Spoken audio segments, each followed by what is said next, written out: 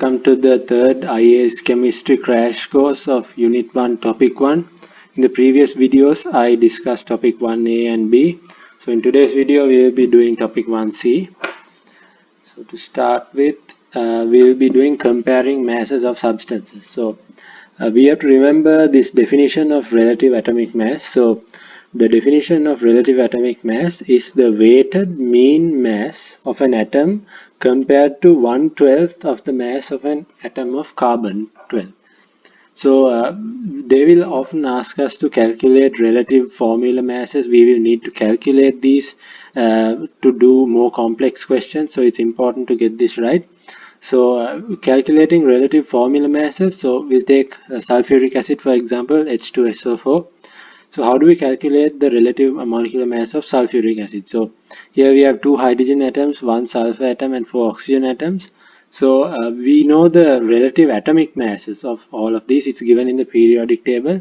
So what we have to do is we have to just add up all of them and then we will get the relative formula mass. So here we have 2 hydrogen atoms. One hydrogen atom has a mass of 1. So 2 into 1.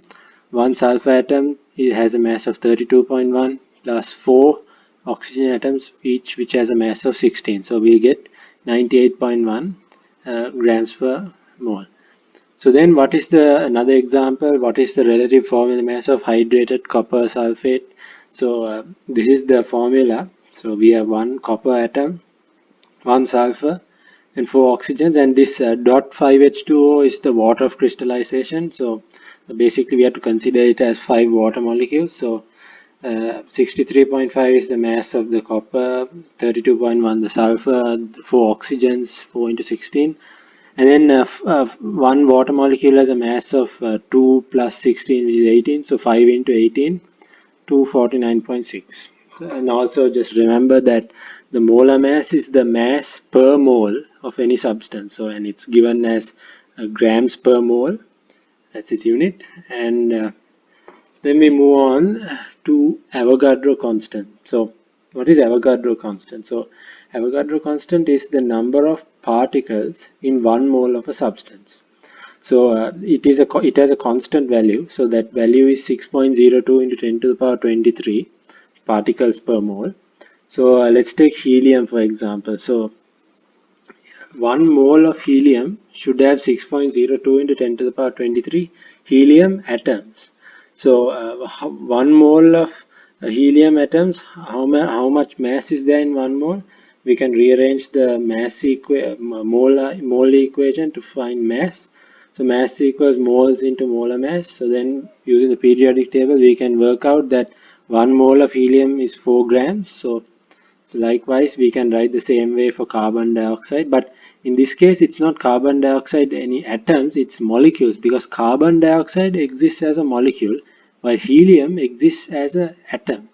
And same thing goes for nitrate ions. So this 6.02 into 10 to the power 23 nitrate ions, not atoms, nitrate ions in 1 mole of nitrate ions. So then we move on to the first type of Avogadro constant calculation. So in this type we will calculate how many particles are there in a mass, in a given mass of a substance. So the first step is we have to find the amount of moles of that substance which they have given. They will give the mass, we have to find the amount in moles. Then we have to multiply the amount in moles by the Avogadro constant. So let's take this example. How many water molecules are there in 1.25 grams of water? So we calculate the number of moles of water. So 1.25 mass or molar mass is 18. We can work that out using the periodic table.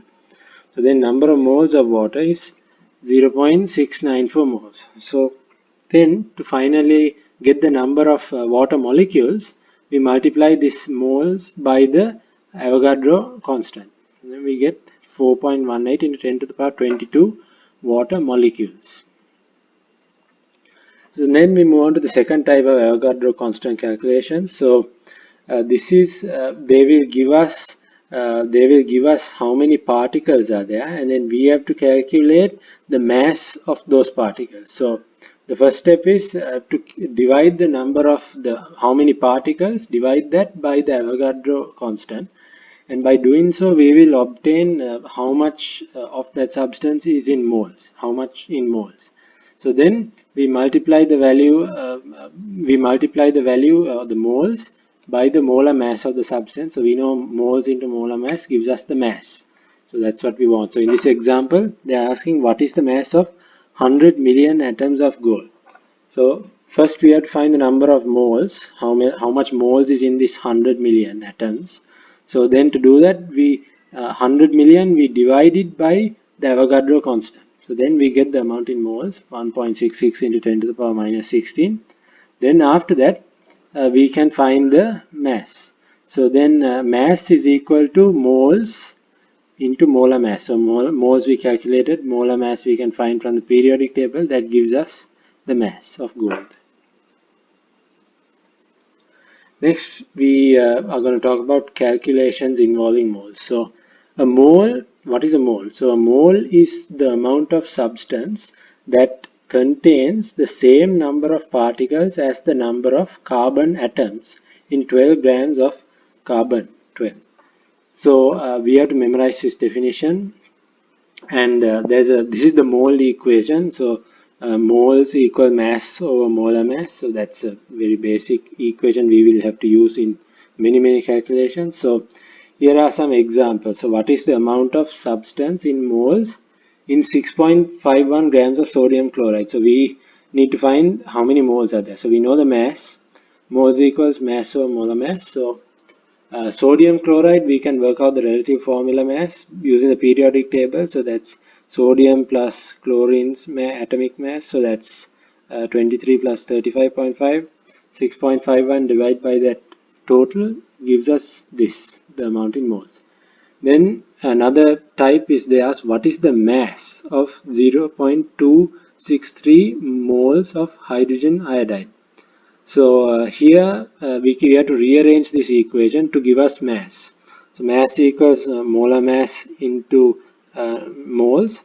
So and the formula is HI. So we can calculate the relative formula mass from the periodic table. Then we know the moles into molar mass. We can find the mass. And then the next thing, 0.284 moles of a substance has a mass of 17.8 grams. So we know the mass and we know the number of moles. So then they're asking what is the substance molar mass. So we have to rearrange this equation to give us molar mass. So molar mass is equal to mass of the substance over the amount in moles. So we have the mass 17.8, amount in moles, just substitute it and we get the molar mass. So now we'll talk about calculations using reacting masses. So in this example, the reaction is sulfur trioxide plus water gives us sulfuric acid.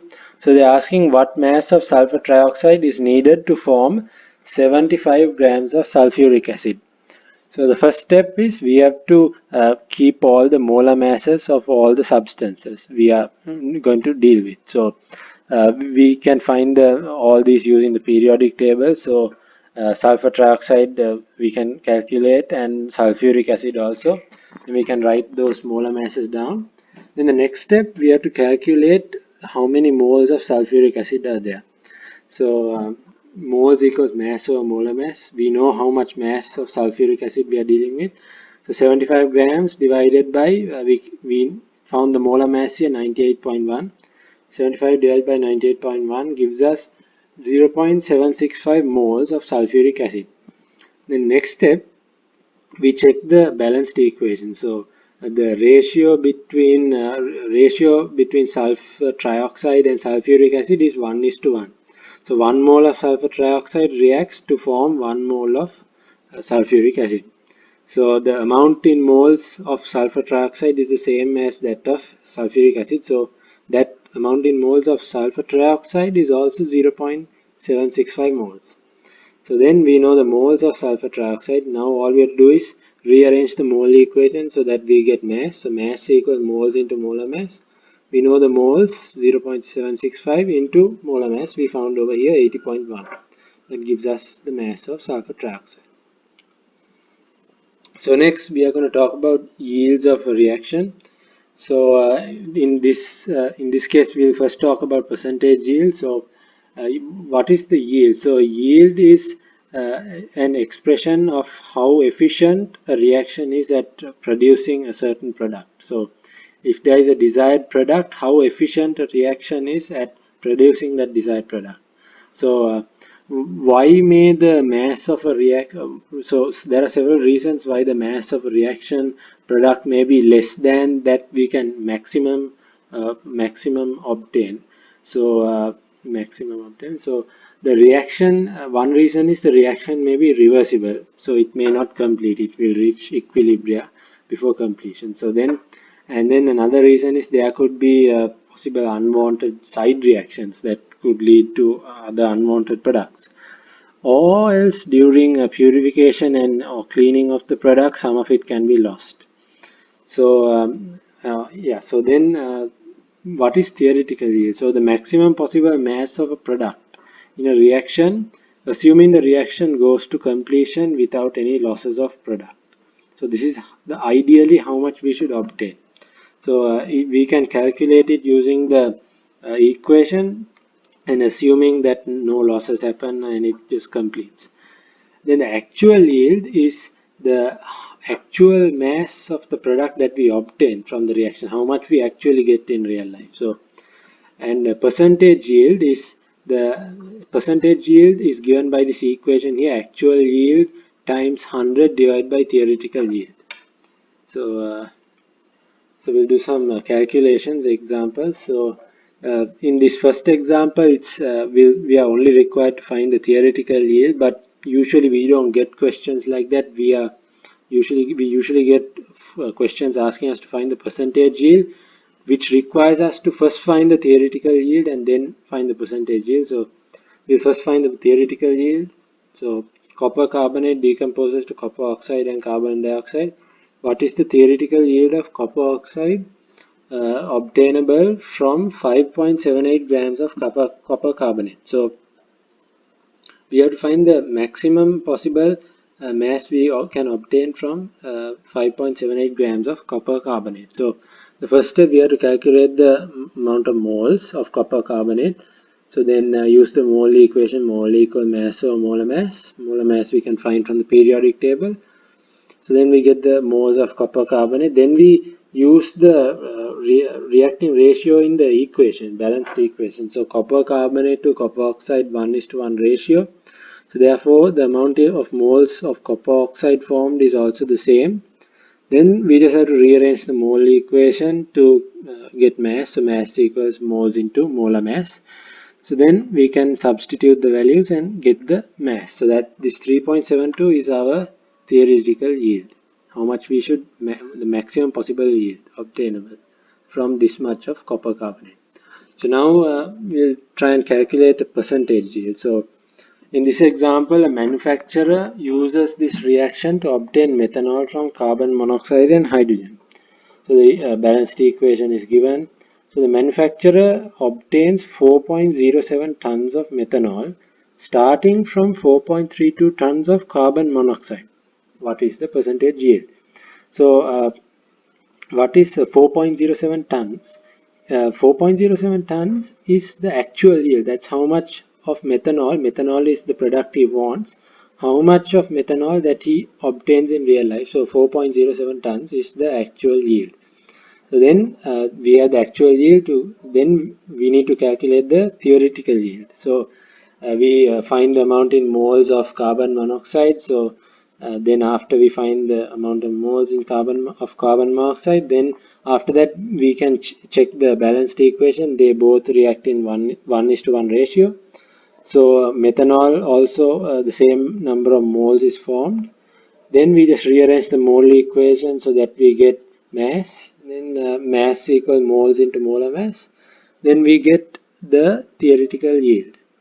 So then after that we have the theoretical yield and we have the actual yield. So percentage yield is actual yield over theoretical yield into 100. So that gives us 82.4%.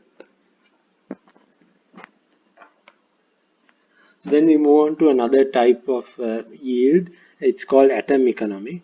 So atom economy, along we use atom economy and percentage yield to decide how suitable a reaction is, mostly in industries to produce various products. So they want the most efficient reaction. So to find the most efficient reaction, we can use atom economy and percentage yield.